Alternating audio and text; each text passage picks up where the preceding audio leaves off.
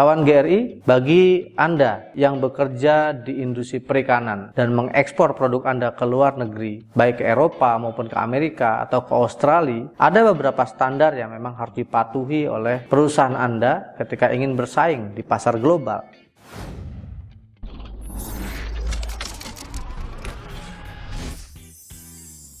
Kalau kita runut, sebetulnya sumber produk perikanan berasal dari dua sumber. Yang pertama adalah sumber yang berasal dari laut atau sea catch atau wild catch. Yang kedua adalah budidaya atau aquaculture. Nah, di mana masing-masing area tersebut memiliki perbedaan dan memiliki spesifik standar yang dibutuhkan. Oke, kita mulai dengan standar wild catch atau sea catch. Standar yang biasanya diminta oleh pembeli Anda atau buyer Anda adalah standar MSC atau singkatannya disebut dengan Marine Stewardship Council. Standar ini apa sih? Standar ini yang disertifikasi adalah perairannya atau lautnya, di mana area tangkap tersebut masih sustainable atau tidak.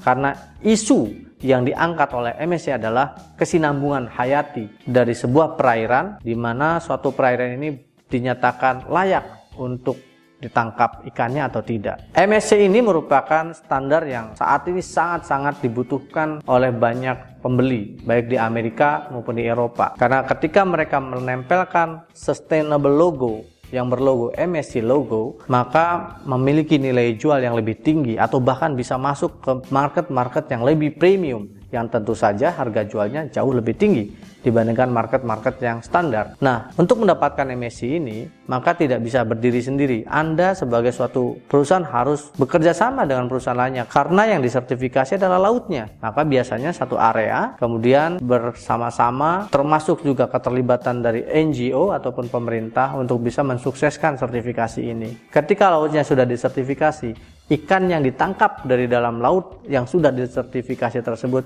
kemudian ditangkap dan dibawa ke pengolahan atau ke unit pengolahan ikan atau UPI, maka perusahaan tersebut juga harus memiliki sertifikasi untuk menjamin bahwa tidak ada tercampurnya antara ikan yang berasal dari laut yang tersertifikasi dengan ikan yang berasal dari laut yang tidak bersertifikasi. Nah, standar itu yang disebut dengan COC atau Chain of Custody. Sehingga ketika perusahaan memiliki MSC COC, Marine Stewardship Council Chain of Custody, maka dia pastikan bahwa ikan tersebut berasal dari perairan yang juga sudah disertifikasi. Sertifikasi ini terus berlanjut hingga produk tersebut disajikan di hadapan konsumen. Maka Chain of Custody merupakan lanjutan dari sertifikasi Marine Stewardship Council. Selain itu, di perikanan tangkap juga ada standar yang disebut dengan Friend of the Sea atau FOS. Ini mirip dengan MSC, akan tetapi ini spesifik banget diminta oleh pembeli dari Italia, karena memang standar ini dikembangkan oleh seseorang yang berasal dari Italia. Sehingga ketika produknya kemudian kita akan jual ke Italia, kebanyakan pembelinya meminta bahwa perusahaan Anda memiliki sertifikat Friend of the Sea. Kemudian sertifikasi yang terakhir, yang ketiga untuk penangkapan ikan adalah standar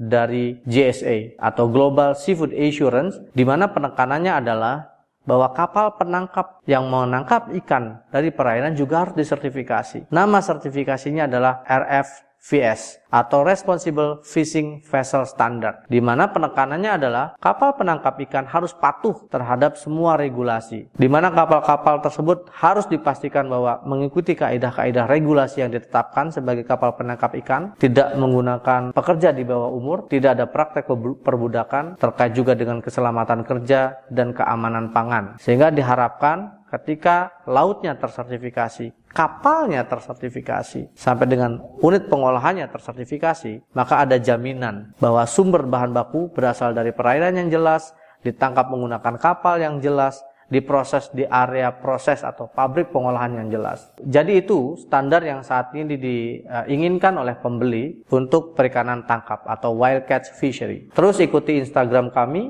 YouTube kami, pastikan Anda mendapatkan update dari setiap informasi yang kami dapatkan. Jika Anda ada pertanyaan, silahkan isi di kolom komentar, dan jika Anda memerlukan konsultasi atau pelatihan, jangan segan hubungi kami. Bersama saya, Samsul Arifin.